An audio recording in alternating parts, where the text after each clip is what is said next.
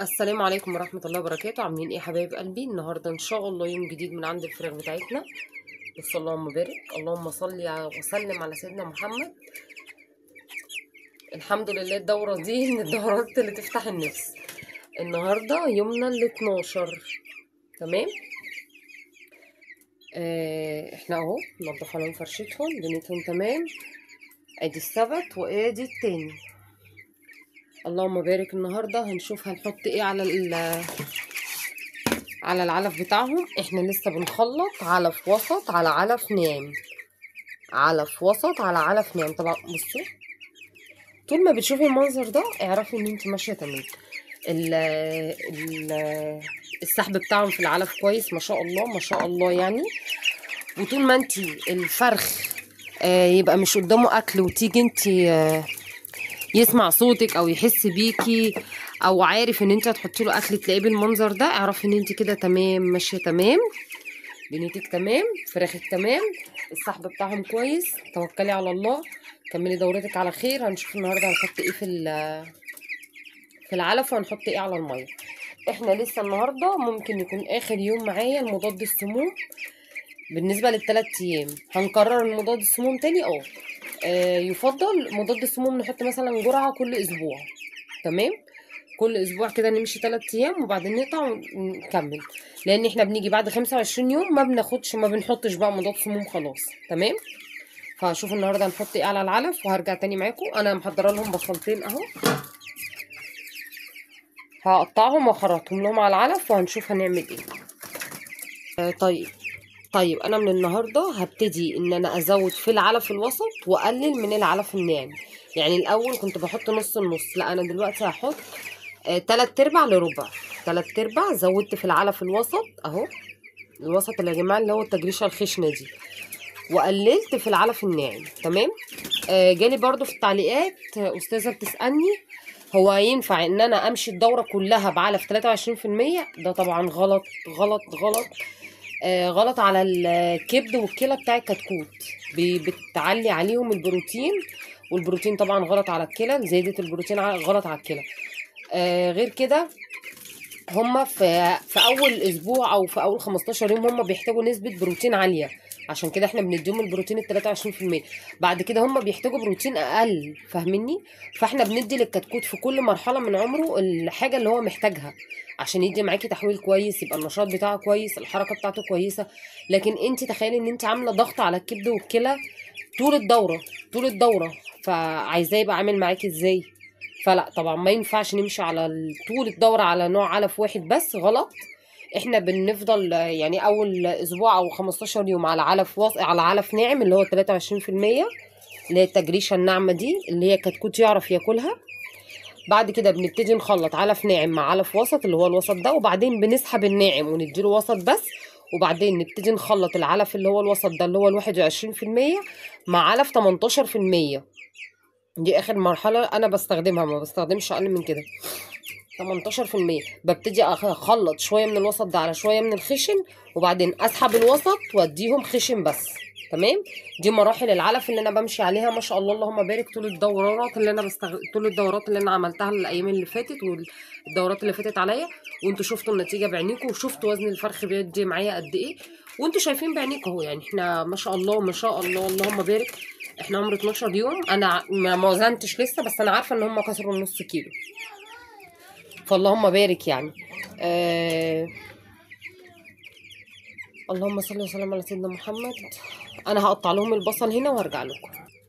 طيب انا قطعت البصل اهو. هحط ايه النهارده؟ هحط اقوى رافع مناعه طبيعي، حبه البركه، قد معلقه كبيره كده حبه البركه،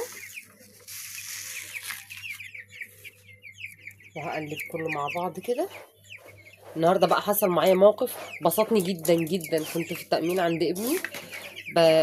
يعني في اجراءات كده بنعملها في التأمين، تحاليل وحاجات. فلما دخلت للدكتور فبقول له هو ابني شكوته على طول بطنه بتوجعه، فبقول للدكتور، فبيقول لي برضو حاولي النظام الغذائي في البيت، حاولي على قد ما تقدري. طبعا كلنا عارفين ان المعده بيت الداء. قال لي يعني قال لي على شويه ممنوعات بلاش منها، وقال لي على الحاجات اللي ياكلها. طبعا كان منها اللحوم الحمراء، احنا كده كده اصلا يعني خفيناها خالص من البيت. فبيقول لي والفراخ اليومين دول برضو مش حلوه، مليانه هرمونات ومليانه حاجات، ابعدي عنها، خليكي في السمك الارانب الكلام ده. قلت له لا يا دكتور على مين؟ راح باصص لي كده وضحك بيقول لي ايه بتعرفي حد بيربي يعني في البيت وتجيبي منه؟ قلت له لا ده انا اللي بربي. راح قال لي الله عليكي، من الناس بتاعت زمان بقى زي امهاتنا زمان. فالموقف بسطني قوي الحمد لله رب العالمين. مش هنضحك على بعض، التربيه في البيت متعبه، متعبه، بس على قد ما بتتعبي بتاخدي نتيجه. يعني زي ما بقول لكم كده، الفراخ مليانه هرمونات ومليانه حقن ومليانه علاجات. لما انت تاكلي حاجه بقى من ايدك كده، من تربيه بيتك، حاجه انت عارفه انت ماكلاها ايه، عطشاها ايه. في ادويه يا جماعه، يعني اللي انا فهمته بقى لما ربيت، في ادويه اسمها في فتره في العلاج اسمها فتره سحب. المفروض لو انت بتدي للفراخ يعني علاج، بتيجي توقفيها قبل مده معينه من الذبح. فانت تضمني منين ان التاجر بيعمل كده؟ التاجر عايز يديكي فرخه زي الفل في الاخر بقى على وزن، ملوش دعوه بقى جودتها ايه، ولا هي واخده علاج ايه، ولا عامله ايه، فاهمني؟ مش هيدور لك هو مثلا مده السحب بتاعت العلاج خلصت ولا لا. مده السحب دي اللي هي مش عارفه اوصلها لكم ازاي. يعني احنا مثلا احنا كبشر لما بنيجي ناخد كورتيزون، ويجي الدكتور يقول لك ايه، هنبطله بالتدريج عشان ما ينفعش يقف مره واحده. هما نفس الحكايه، في حاجه اسمها مده سحب. المفروض ان انت قبل ما بتيجي تذبحي مثلا قبل اخر الدوره، تكوني موقفه علاجات معينه، ما ينفعش ان هي تتاخد في فتره في الاسبوع او اخر 10 ايام من الدوره. اعشاب معينه، يعني زي ما انا وقفت معاكم الدوره اللي فاتت، بصوا عاملين مظاهره عشان جعانين، مش شايفيني بحط الاكل. الشيح، الحلبة، الحاجات اللي طعمها بيبان في الفرخة. فانت تضمني منين من بره ان الكلام ده بيبقى موجود؟ فاهميني؟ فاتبسطت قوي النهارده ان الدكتور بيقول لي بلاش الفراخ اليومين دول كلها، يا فراخ عيانه يا فراخ فيها هرمونات وعلاجات فالحمد لله رب العالمين، الحمد لله. ربنا يدي كل واحد على قد تعبه وعلى قد مجهوده وعلى قد نيته. اخلصي النية دايما كده لله، ان انت بتعملي حاجه لصحه اولادك، صحتك وصحه جوزك. هتتعبي شويه بس صدقيني والله الفرق، التعب يستاهل، فعلا التعب يستاهل. وانت نفسك لو ربيتي وجربتي تاكلي منها وجيتي تاكلي فراخ بعد كده، مش هتعرفي تاكلي فراخ من بره. انا في واحده حبيبتي بتحلف لي، بتقول لي يا ساره انا ما كانتش بتحب الفراخ ولا تحب تشرب شوربتها، بتقرف منها. لما اخدت فراخ مني قالت لي ده انا بقيت باكلها وبشرب شوربتها، ولو بايته باكلها وكل حاجه بقيت بعملها في الفراخ. فلما تاكلي انت من الفراخ اللي بتاعت تربيه البيت، مش هتعرفي تاكلي فراخ تاني من بره. ده وعد مني ليكي، صدقيني. جربي وتوكلي على الله. الحمد لله انا شايفه في 2 أو 3 كده بدأوا معايا الدورات الجديده، والحمد لله متوكلين على الله، يعني ربنا ييسر لهم الحال يا رب. انا على الميه بقى هحط على كل جردل اهم الجردلين نضاف اهم مجهزينهم.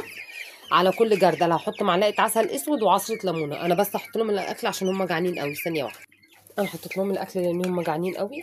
اهي ليمونه قسمتها نصين، على كل جردل كده هحط بتاع نص ليمونه. الليمون فيتامين سي حلو قوي ليهم. عمالين يتحركوا، كل ما واحد ياخد حته بصلايه يطلع يجري بيها والتانيين يجروا وراه. ادي الليمون. دايما حاولي تغيري لهم طعم الميه. انا حطيت مضاد السموم الصبح، افتكرت دلوقتي ان انا حطيت منه الصبح، فعشان كده مش هحط دلوقتي. احنا دلوقتي بالليل خلطة البصل دي ما بعملهاش بالنهار. الازازة التانية خلصتها وجبت ازازة كمان اهي، بس دي هاخد منها يوم واحد بس، عشان بعد ما دي تخلص هنبتدي علاج تاني اللي هي الجرعة بتاعت الكوكسيديا. الحمد لله رب العالمين، اللهم لك الحمد. انا ما ظهرش عندي اسهالات مرضية، يعني هو الحمام الطبيعي اللي هو الزرق البني ده العادي. بس الجرعه دي انا هديها لهم جرعه تحصين، عشان الدوره اللي فاتت ظهر معايا اسهالات كده وضعفت لي الاوزان. يعني انا عايزه اقول لكم الدوره اللي فاتت الاوزان انا ما كنتش راضيه عنها. انتوا شفتوا بعينيكم 2 و2 و300 وكده، بس ده الطبيعي يعني في الدورات بتاعه الحر، ده الطبيعي. الوزن مش بيدي قد كده، ده الطبيعي يعني. فانا ما كنتش راضيه عنها قوي الاوزان اللي فاتت دي. فهديهم المره دي جرعه الكوكسيديا تحصين، جرعه تحصينيه مش علاجيه. الوقايه خير من العلاج، فهي نلحقهم. هي بتتاخد من عمر ال 13 يوم، احنا هو النهارده ال 12، فمن بكره ان شاء الله هديهم الصبح مضاد السموم، ممكن من بعد بكره. لا احنا اخدنا مضاد السموم 3 ايام، انا النهارده كده اليوم التالت. هسيب بقى الازازه دي كمان اسبوع، ومن بكره الصبح ان شاء الله اللهم ذكرني ابتدي احط لهم جرعه الكوكسيديا. احلى واضمن كيس جربته علاج ليهم اللي هو الكوكسي كيور. ممتاز يا جماعه، ممتاز.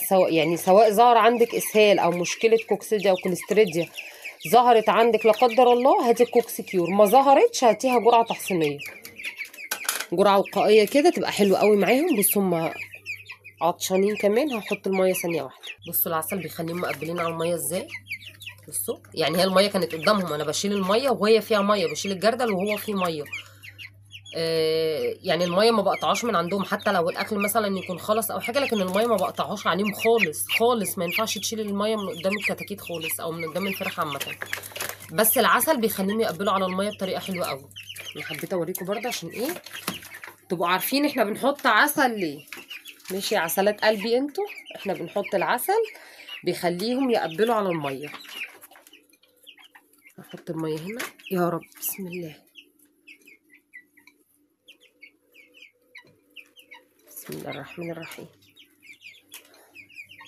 دول بقى البشوات دول، عايزه يعني دول انا شاكه يعني ان في مثلا منهم ايه ما لا يقل عن 4 5 ديوك كده. مش قادره اقول لكم مبهدلين العشه ازاي، مبهدلين القفص، على طول ينقروا في بعض، على طول يقفوا لبعض كده ويتعاركوا.